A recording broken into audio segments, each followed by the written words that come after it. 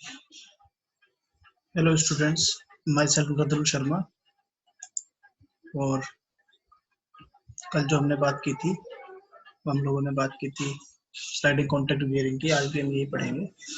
आज इसकी फिनिश कर देंगे, आज इस चैप्टर को, इस यूनिट को। इसमें ज़्यादा टॉपिक नहीं रह गए, 2-3 जो बचे हुए टॉपिक आज वो पूरे कर देंगे ना।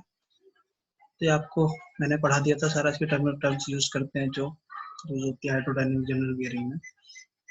तो आज कोई ज़्यादा मुश्किल चीज़ें नहीं है, आज सिंपल चीज़ें ही हैं जो आपको डेटा बुक में भी इजीली मिल जाएगी। लेकिन एक बार फिर भी इसको समझ लेते हैं। सबसे पहला जो टॉपिक दे रखा है आपको, बियरिंग कैरेक्टरिस्टिक्स नंबर और बियरिंग मॉडुलस। ये आप लोगों को पता ही है, पहले भी हम लोगों ने मॉडुलस पढ़े हैं और कैरेक्टरिस्टिक्स नंबर्स भी पढ़े हैं।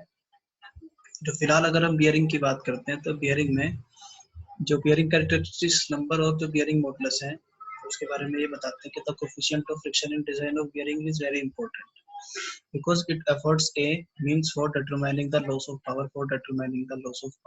due to the wearing friction, है ना। तो डिजाइनिंग करने के लिए कोफिशिएंट ऑफ फ्रिक्शन के कुछ फैक्टर्स को कंसीडर करना बहुत इंपॉर्टेंट है ना। जिससे कि जो लॉस ऑफ पावर होता है फ्रिक्शन से, उसे हम कैलकुलेट कर ले कि कितना हो रहा है, कितना अफोर्ड कर सकती है हमारी बियरिंग, कितना अफोर्ड नहीं कर सकती है। अगर ये नहीं पता होगा तो बियरिंग को डिजाइन करके उसके अंदर फेलियर हो सकती है। ठीक है, तो the coefficient of friction for a full lubricated general bearing is a function of a 3 variables। full lubricated general bearing की बात कर रहा है। ठीक है, तो ये 3 वेरिएबल्स का फंक्शन है। सबसे पहला जो दे रखा है यह है आपका ZN अपॉन के P। सेकंड जो वेरिएबल दे रखा है वो दे रखा है D अपॉन C। और जो थर्ड दे रखा है वो L लेंथ अपॉन के डायमीटर। ठीक है, therefore the coefficient of friction will become mu is equal to mu is equal to mu will be the function of these 3 variables। Number 1 Zn upon P, फिर ये वाला second वाला यहाँ पे आ गया और ये फिर ये थर्ड वाला। ठीक है, L upon D।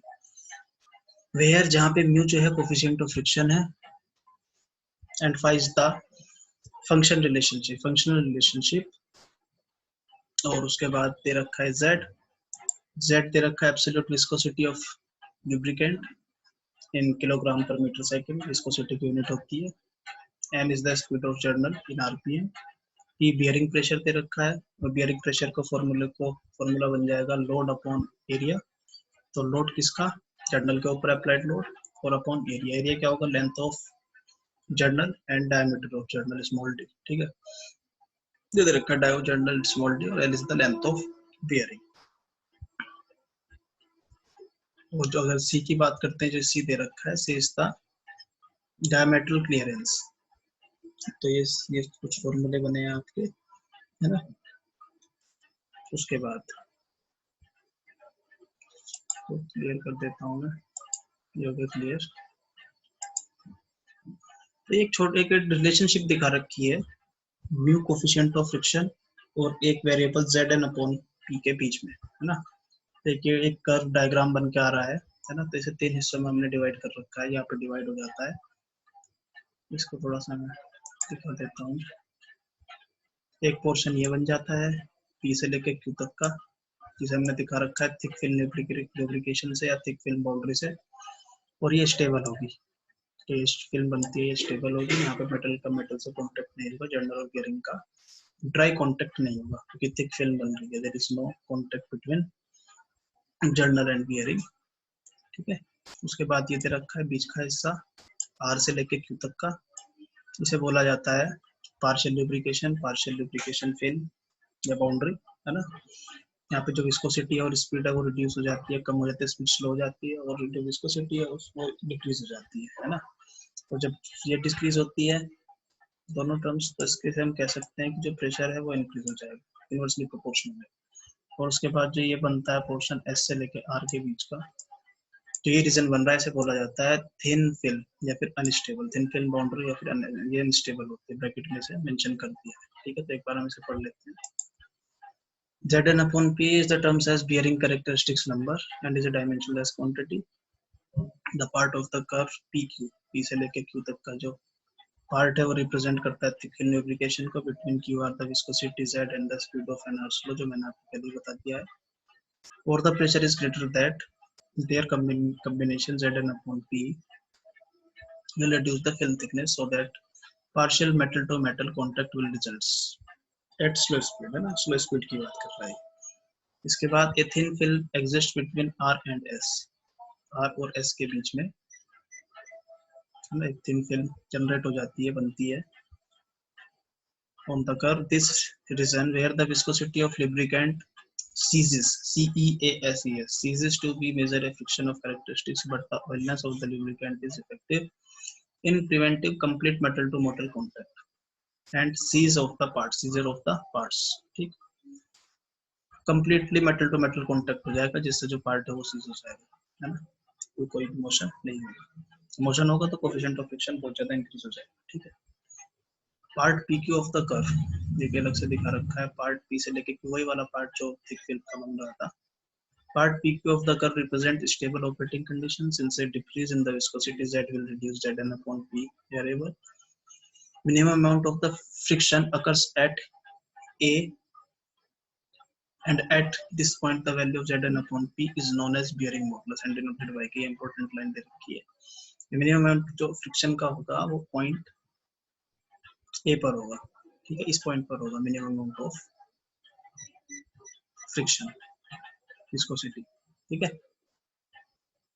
Minimum amount of friction occurs at A, यहाँ पे दिखाई भी दे रहा है डायग्राम में, सबसे कम वैल्यू इसकी यहाँ पे दिखाई दे रही है कोरेस्पोंडेंस में, और इसी पॉइंट को पे जो Zn अपॉन P की वैल्यू आएगी उसे बोला जाएगा बियरिंग मॉडुलस, और इसे K से डिनोट करेंगे, कैपिटल K से। उसके बाद रहेगा coefficient of friction for journal bearing, ठीक है। रिसर्चर थे, इनके नाम पे मैकी ने एक रिलेशन स्टेब्लिश किया था, बनाया था। तो फॉर्मूला क्या है, McKee establish the empirical relation based on the experimental data for mu, coefficient of friction के लिए mu is equal to 33/10 to the power 8, bracket में एक ये वेरिएबल और ये दूसरा variable plus K is the factor. चीजें आपकी नॉन है, पहले भी आ चुकी है, लेकिन जो नई चीज आई है वो एक फैक्टर आया है के। ये फैक्टर क्या है, के जो फैक्टर है आपका के, to correct for end leakage, end leakage को करेक्ट करने के लिए, है ना। And it depends upon the ratio of length to the diameter of the bearing L upon D, मतलब इसके ऊपर डिपेंड करता है। तो वैल्यू इसमें डेटा बुक में भी आपको मिल जाएगी, और लेकिन जो यहाँ पे दे रखा है इसमें भी मेंशन कर दिया है कि 0.002 होती है अगर जेल अपॉन डी रेशियो है वो 0.75 से लेके 2.8 तक का हो, तो आपको इसकी वैल्यू ये कंसीडर करनी पड़ेगी। इसके अलावा एक टेबल पूरी दे रखी है, उससे भी आप वैल्यू देख सकते हो। इसके अलावा इसमें मेंशन नहीं कर रखी है जो Zn अपॉन P की वैल्यू है, जो Zn मतलब ये वाली जो वैल्यू है, इस वैल्यू को आप टेबल नंबर जो आपकी बुक है उसमें 26.3, टेबल नंबर 26.3 दे रखी है, उससे आप इसकी वैल्यू को भी, इस वैल्यू को भी आप देख सकते हो, ठीक है। तो जो वैल्यू मिलेगी आपको, वो आपको मशीनरी के अकॉर्डिंग मिलेगी, बियरिंग किस टाइप की उसके अकॉर्डिंग मिलेगी, या फिर प्रेशर के अकॉर्डिंग भी आप ले सकते हो, ये रिस्पेक्ट में ले सकते हो, या फिर विस्कोसिटी के रिस्पेक्ट में ले सकते हो, ठीक है। और इसके रिस्पेक्ट में आप एल अपॉन डी जो दे रखा है रेशियो, ये भी आप इस वाले टेबल में आपको मिल जाएगा बुक्स।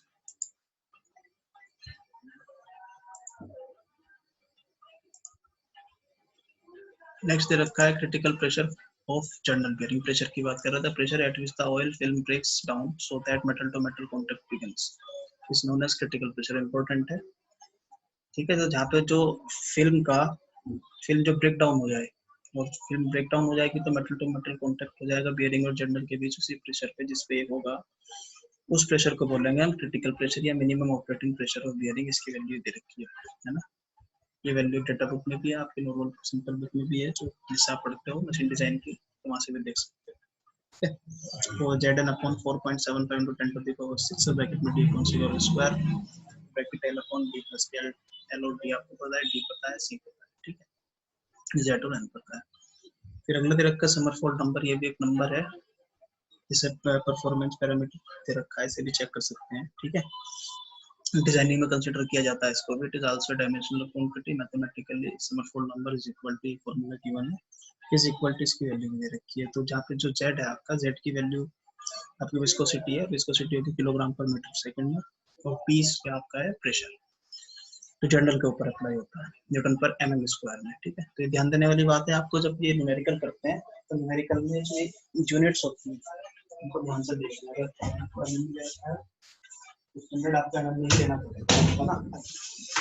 और अगर किलोग्राम में दे रखा है किलोग्राम पर मीटर सेकंड, तो आपको किलोग्राम पर मीटर सेकंड में ही देना पड़ेगा इसको सेटिंग, ठीक है। नेक्स्ट इसमें कुछ हीट जनरेट होती है, हीट जनरेट भी होती है और डिसिपेट भी होती है ना। तो इससे नेट हीट का अमाउंट हम निकाल सकते हैं। तो ये देख लेते हैं एक बार। तो इसमें लिख रखा है heat generated due to the fluid friction. जब मोशन होगा, मूवमेंट होगा, तो फ्रिक्शन भी जनरेट होगा, फ्रिक्शन जनरेट होता है तो हीट भी जनरेट होती है। तो हीट जनरेट कितनी होती है वो आपको कैपिटल क्यू हीट के लिए and G for generated is equal to mu into W into V. और यूनिट आपको पता ही है हीट की, न्यूटन मीटर पर सेकंड या फिर जूल पर सेकंड और या फिर वाट में दिखा सकते हैं।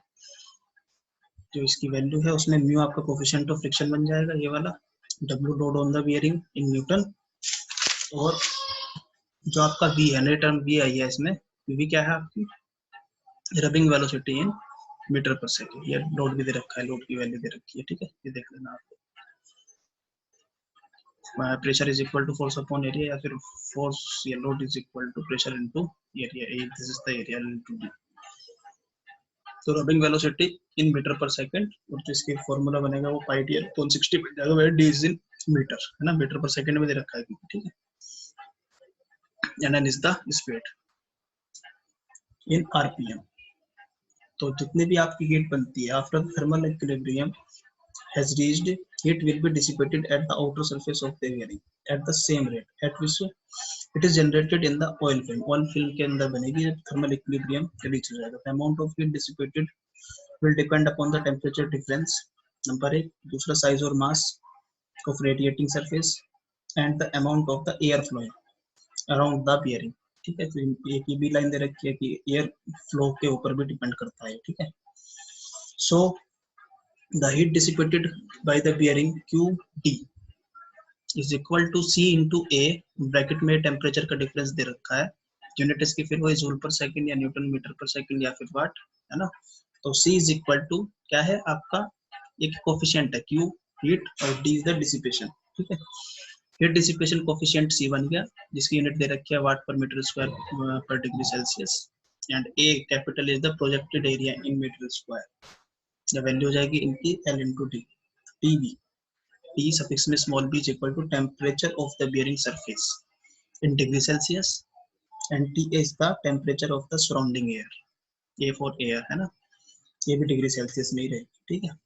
तो अगर इसमें हम आगे और पढ़ें, तो अगर वेंटिलेटेड बियरिंग है, वेंटिलेशन प्रोवाइड है, फैन लगा रखा है, एयर का फ्लो हो रहा है, तो उस केस में जो हमारा हीट डिसिपेटेड बनेगी, जो हीट बनेगी वो हमारी हो जाएगी 490 से लेके 1400 वाट पर मीटर स्क्वायर पर डिग्री सेल्सियस तक, है ना, हीट डिसिपेशन का कोफिशिएंट। और अगर आपका अनवेंटिलेटेड बियरिंग है तो 140 से 420 वाट पर मीटर स्क्वायर पर डिग्री सेल्सियस हो जाएगा, ठीक है।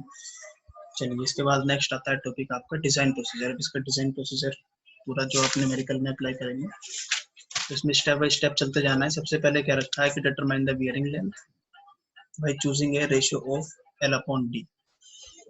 L upon D length upon के D से हम लोग पहले हमसे कंसिडर कैलकुलेट करेंगे, है ना, कितना रेशियो है। और उसके लिए अगर मैंने आपको बताई थी टेबल नंबर 26.3 में गिवन है, एक बार और लिख देता हूँ, टेबल नंबर 26.3, ठीक है। इस टेबल पे आपको ध्यान दे रखा है। सेकंड दे रखा है check the bearing pressure, P is equal to W into L upon D load upon area, ठीक है। ये देख लेंगे, इसमें भी आपको कोई सेटिस्फैक्टरी वैल्यू लेनी हो तो वही टेबल आपकी जो 26.3 है इसी पे आपकी ये मिल जाएगी। नेक्स्ट दे रखा है assume lubricant and it's operating temperature.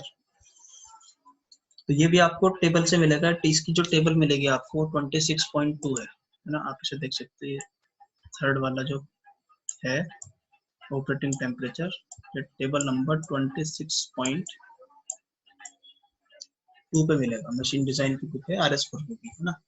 This temperature should be between 26.5 से लेकर 60 डिग्री, है ना। और 82 डिग्री जो है इसकी डिग्री सेल्सियस मैक्सिमम वैल्यू होगी इसकी। तो ये आप लोग देख सकते हो, अगर वो भी स्टीम टरबाइन की बात करता है तब की बात कर रहा है, ठीक है। नेक्स्ट दे रखा है determine the operating value of Z upon P, मैंने पहले ही बताया था इसकी वैल्यू टेबल नंबर 26.3 से आपको मिल जाएगी कोरिस्पोंडिंग वैल्यू, ठीक है, टेम्परेचर के रेस्पेक्ट में। नेक्स्ट दे रखा है assume clearance ratio C upon D, निकाल लेना आप, ये भी टेबल नंबर 26.3 से मिलेगा आपको, है ना। नेक्स्ट दे रखा है 6 point determine the coefficient of friction, mu consider कर लेंगे, ठीक है, ये देख लेंगे कितना लेना है, ये पहले मैंने समझा दिया था कोफिशिएंट ऑफ फ्रिक्शन, तो इसे आप लोग देख लेना एक बार, कोफिशिएंट ऑफ फ्रिक्शन के ऊपर बात की थी, यहाँ पे मैंने बताया था एल अपॉन डी के ऊपर डिपेंड करता है ना, एक पूरा फॉर्मूला आता है mu equal to 33 upon 10 to the power 8 into z upon p d plus t upon c plus k, है ना, तो ये देख लेना आप लोग, न्यूमेरिकल में क्लियर हो जाएगा। उसके बाद हीट जनरेटेड कितनी है जो अभी हमने कवर किया है उसके अकॉर्डिंग, उसके बाद हीट डिसिपेटेड कितनी है, और उसके बाद ये दे रखा है determine the thermal equilibrium to see that the heat dissipated becomes at least equal to the heat generated, है ना। तो ये मेन इंपॉर्टेंट बात है, थर्मल इक्विलिब्रियम में चेक करना है हमें, ये निकालना है कि जो हीट डिसिपेट होगी वो एटलीस्ट इक्वल हो जाए हीट जनरेटेड के, है ना। In case the heat generated is more than heat dissipated then either the bearing is redesigned or it is artificially cooled by water। एक लाइन इसमें मैंने लिखनी रखी है, एक बार मैं दोबारा रिपीट कर देता हूँ कि इन case the heat generated is more then the heat dissipated, अगर हीट जनरेटेड की वैल्यू, हीट जनरेटेड का मतलब क्यू जी, हमने अभी ऊपर पढ़ा था कि value greater than heat dissipated, heat dissipated, तो उस केस के लिए आइदर द बियरिंग इज रिजिडाइन, या तो दोबारा से डिजाइन करना पड़ेगा, रिजिडाइन रीडिजाइंड, और it is artificially cooled by water, या फिर इसे जो है पानी से इसको कूलिंग करनी पड़ेगी आर्टिफिशियल, है ना। तो ये इसमें कुछ केस दे रखे थे, है ना, तो ये हो गया आपका, आपकी पूरी यूनिट तैयार हो गई थ्योरी के पॉइंट। इसके बाद बस आपको एक न्यूमेरिकल बन जाते हैं, तो आप लोग जो है ये न्यूमेरिकल, देखिए मैं बता देता हूँ एक सिंगल न्यूमेरिकल, उसके बाद आप लोग कर लेना, न्यूमेरिकल सिंपल है, अगर आपको थ्योरी ऊपर की समझ में आ जाती है सारे, तो न्यूमेरिकल में ये सब चीजें आपको अप्लाई करनी है। डेटा बुक ले सकते हो या फिर आप सिंपल बुक ले सकते हो जिसमें आपको वैल्यू अपने आप पुट करनी है, ठीक है। न्यूमेरिकल करने का तरीका ये मैं क्लास में भी ये बताता हूँ कि आप लोग पहले से न्यूमेरिकल को पढ़ लीजिए, एक बार समझ लीजिए, फिर उसे अपने आप कीजिए विदाउट एनी हेल्प। आपको हेल्प जो लेनी है वो सोल्यूशन की नहीं लेनी है, वो केवल आपको जो हेल्प ले सकते हो वो डेटा बुक की ले सकते हो, ठीक है। तो क्वेश्चन में पूछा गया है design A journal bearing for a centrifugal from the following data, कुछ डेटा दे रखा है।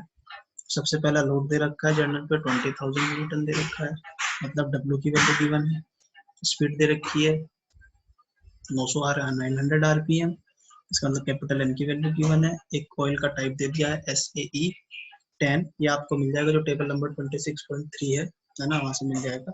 For which the absolute viscosity at 55 degree Celsius, तो एक टेम्परेचर आपको गिवन आ गया 55 डिग्री सेल्सियस, जिसका मतलब ये ऑपरेटिंग टेम्परेचर, ऑपरेटिंग टेम्परेचर का मतलब ये जो वैल्यू है गिवन है ये आपको टी नोट की है ना, टी नोट की वैल्यू आपको गिवन है, ये रही टी नोट ऑपरेटिंग आया था ना, TO T nought 55 degree Celsius दे दिया, और एब्सोल्यूट विस्कोसिटी जेड की वैल्यू दे दी है 0.017 किलोग्राम मीटर पर सेकंड, ठीक है, ये वैल्यू गिवन है। एम्बिएंट टेम्परेचर TA की वैल्यू दे दी है यहाँ पे, मैक्सिमम बियरिंग प्रेशर दे दिया है 1.5 न्यूटन पर mm स्क्वायर, P की वैल्यू गिवन है स्मॉल p, ठीक है।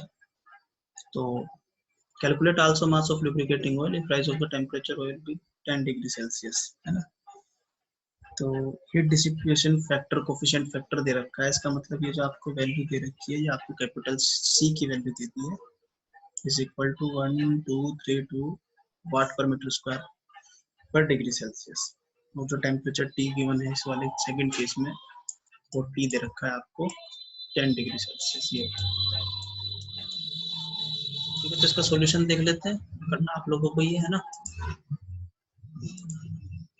चलिए सबसे पहले वही डिजाइन के अकॉर्डिंग जब प्रोसेसर लिखे थे, सबसे पहले लेंथ की बात करते हैं, तो length is equal to L, table से देख लेंगे हम लोग, टेबल 26.3 से length L is equal to 1.6d मिलती है हम लोगों को, तो 1.6d, टी मतलब हमारी 100 दे रखी है ना, ये टेबल से वैल्यू मिल जाएगी आपको और एज्यूम कर लेंगे कि डायमीटर जो दे रखा है वो 100 mm दे रखा है, तो 160 mm इसकी लेंथ आ जाएगी।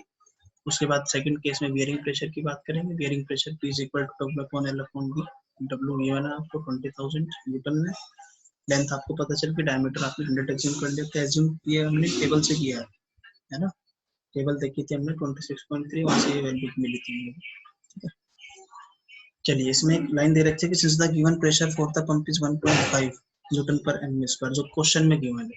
ठीक है, और जो हमारा है 1.25 आया है। Therefore the above value P is safe and hence the dimension of L and D are safe. तो हमारी जो वैल्यू आई है वो इससे कम आई है, मैक्सिमम प्रेशर से जो बुक में गिवन, क्वेश्चन में गिवन, तो उससे कम आई है। इसलिए हमारा जो ये L और D है, डायमेंशन है, वो हमारी सेफ है। डिजाइन करने की जरूरत हम लोगों को नहीं है।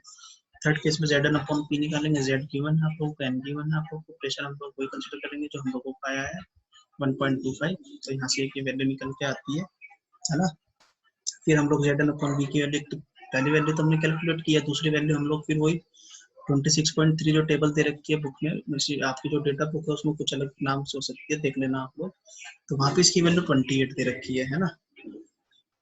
तो लेकिन हमने एक आर्टिकल पढ़ा था कि हमने जो है कि इस आर्टिकल में ये दे रखा था कि minimum value of the bearing modulus at which the oil film break, oil film break की बात हुई। तो 3K इज इक्वल टू हम लोग कंसीडर करेंगे 3K is equal to Zn/P, है ना, bearing modulus at the minimum point of friction. K is equal to 1/3 Zn/P। इसकी वैल्यू रखने के बाद हमारी वैल्यू आ जाएगी 9.33। ठीक है, बियरिंग मॉडुलस की, कैपिटल K की। तो आगे इसमें जो ये वैल्यू 9.33 आई है, इसमें भी हम आगे एक चीज ये है कि जो calculated value of bearing characteristic number Zn/P है वो हमारा आया है 12.24, और जो हमारा इज मोर देन 9.33 से जो ये वैल्यू कैलकुलेट की है इससे ज्यादा है। Therefore bearing will operating under the hydrodynamic condition. तो हमारी हाइड्रोडायनामिक कंडीशन के अंदर ही चल रही है। ठीक है, तो डिजाइन की जरूरत नहीं है, हमारी वैल्यू आ रही है वो भी ठीक चल रही है। ठीक है, fourth point clearance ratio. Clearance ratio के लिए हम लोग क्या करेंगे, फिर वही टेबल 26.3 देख लेंगे। मशीन भी देखेंगे, हमारी जो मशीन है वो हमारी क्या है, सेंट्रीफ्यूगल पंप है। सेंट्रीफ्यूगल पंप के केस में जो C/D है उसकी वैल्यू देख लेंगे, वो वैल्यू हमारी गिवन है टेबल में 0.0013, है ना, दे रखा है। इसमें पूरी टेबल दे रखी है, आप लोग टेबल देखोगे तो इसमें दे रखा है जनरेटर्स के लिए, मोटर्स के लिए, सेंट्रीफ्यूगल पंप के लिए। और रोटर बियरिंग अगर दे रखी है तो उस केस के लिए Zn/P की वैल्यू 28 दे रखी है, और C/D की वैल्यू दे रखी है, और L/D हम 1 से लेकर 2 के बीच में ले सकते हैं। ठीक है, तो ये आप लोग देख लेना। प्रेशर भी गिवन है 0.7 से लेकर 1.4, है ना। चलिए आगे म्यू निकाल लेंगे हम लोग, जो हमने अभी पढ़ा था। म्यू इज इक्वल टू, ये फॉर्मूला हमें मिला था अभी, म्यू इज इक्वल टू, ये वाला फॉर्मूला है कोफिशिएंट ऑफ फ्रिक्शन का। तो mu is equal to 33/P 10⁸ जैसा फॉर्मूला था। ये सब वैल्यू थी प्लस के, तो ये वैल्यू निकाल लेंगे प्लस 0.002, है ना। तो जो वैल्यू आई है के की, ये के की वैल्यू भी हम लोग को 26.13 वाली टेबल से ही मिलेगी, है ना। तो ये वैल्यू देख लेंगे 26.13 टेबल पे जाकर, ये वैल्यू कहाँ दे रखी है ना। चलिए आर्टिकल में दे रखा था K इज इक्वल टू 0.002, मैं आप लोग को दिखा भी देता हूँ। 26.13 पे देख लेना आप लोग, ठीक है। इसमें K की वैल्यू आपको पता चल जाएगी कि कितनी ली जाती है। ये हम लोगों ने पढ़ा था पूरा, जब हमने पढ़ा था terms used in hydrodynamic general bearing, है ना। चलिए आगे देखते हैं। आगे दे रखा है आपका heat generated. Heat generated is equal to mu into W into V. Mu into W वही है एज इट इज, वी की वैल्यू वही हमारी जो वेलोसिटी है ये, है ना, ये वाली velocity, rubbing velocity by D in 60, इसकी वैल्यू यहाँ पे पुट कर देंगे। तो यहाँ से ये वैल्यू आ जाती है। हीट डिसिपेटेड का फॉर्मूला अप्लाई करेंगे तो हमारे पास ये आ जाएगा हीट डिसिपेटेड के लिए, है ना। और फाइनली हमारे पास हीट डिसिपेटेड की वैल्यू आ जाएगी 389.3, है ना। तो इसमें तो जो टोटल अमाउंट हमें निकालना होता है, total amount is equal to हमारा हो जाएगा जो हीट जनरेटेड थी माइनस जो हमारा हीट डिसिपेट हुआ उसका, दोनों का सब्सट्रैक्शन, दोनों का माइनस कर देंगे दोनों से। तो हमारे पास जो अमाउंट ऑफ आर्टिफिशियल अगर जरूरत पड़ती है कूलिंग की, तो ये आ जाएगा हमारा 91.4, क्योंकि हमने इससे पहले पढ़ा था कि जरूरत हमें तभी पड़ती है जब वैल्यू जो है आपकी हीट डिसिपेटेड की, हीट जनरेटेड, वो ज़्यादा हो जाए। तो इस केस में देख लीजिए आप, इसकी जो वैल्यू है हीट जनरेटेड की 480.7 वाट है, और जो डिसिपेटेड हुआ है 389 पॉइंट है। तो इक्विलिब्रियम में नहीं हो पाए, इक्विलिब्रियम में दोनों में डिफरेंस है, तो आर्टिफिशियल कूलिंग की हमें जरूरत पड़ेगी, एक फैन हमें लगाना पड़ेगा, तो जिसकी वैल्यू हमारी जब दोनों को माइनस कर देंगे तो 91.4 वाट में आ जाएगी। ठीक है, इसके बाद आप लोग मास भी निकाल सकते हैं। मास जो है आपको अपने आप कैलकुलेट करना है, मैं इसे बता देता हूँ। अगर हम कंसीडर करें स्मॉल एम जो है मास है किलोग्राम पर सेकंड में, है ना, आर्टिफिशियल कूलिंग के लिए रिक्वायर्ड मास। ठीक है, तो heat taken Q1 is equal to, formula लगाएंगे, मैं लिख देता हूँ, इसमें लिखा नहीं हुआ है, तो फॉर्मूला लगाएंगे, यहाँ पे लिख देता हूँ, Q इज इक्वल टू, तो हीट टेकन अगर होगी by the weight is equal to M S capital A into T is equal to, heat आपको पता है कि जो आपने अभी निकाली थी, है ना, इज इक्वल टू M की वैल्यू हमें फाइंड आउट करनी है into S। S is the specific heat of oil, ये भी गिवन है आपकी, है ना, टेबल से देख सकते हो। ये इसकी वैल्यू जो है वो हो जाएगी आपकी 1900, इसकी वैल्यू आप एज्यूम कर सकते हो 1840 से लेके 1840 से लेके 2100 जूल पर किलोग्राम पर डिग्री सेल्सियस तक, और इनटू टी, टी इज 10 जो गिवन है आपका टेम्परेचर 10। तो यहाँ से जब आप m की वैल्यू फाइंड आउट करोगे तो ये आपका जो m आ जाएगा, उसकी वैल्यू फाइनली Q आपका ये आई गया है 91.4 वाट, आर्टिफिशियल कूलिंग से मिल रही है, तो हमें मास फाइंड आउट करना है। तो मास इज इक्वल टू आ जाएगा आपका 0.288 किलोग्राम पर मिनट। किलोग्राम पर मिनट में है, ध्यान देने वाली बात है, मिनट में दे रखा है ना, और अगर सेकंड में निकालेंगे, मैं इसे यहाँ पे कर देता हूँ इधर, तो इसकी वैल्यू आएगी आपकी m is equal to, final एक मैं लिख देता हूँ, 91.4 अपॉन 1900। 1900 क्या है, स्पेसिफिक हीट ऑफ ऑयल, है ना, तो इसकी वैल्यू आ जाएगी आपकी 0.004, ये 0 है, 0.0048 किलोग्राम पर सेकंड। फिर इसे जो है हम अगर मिनट में चेंज कर दें तो आपकी वैल्यू आ रही है ये वाली, तो ये आपको तो ये आंसर ये मिल गया आपको, है ना। तो ये आपकी यूनिट आज फिनिश होती है यहाँ पे, है ना। अगर कोई क्वेश्चन उठता है आप लोगों का तो आप मुझसे पूछ सकते हो, ठीक है, चाहे व्हाट्सएप कर लीजिए चाहे कॉल कर लीजिए, ठीक है। चलिए।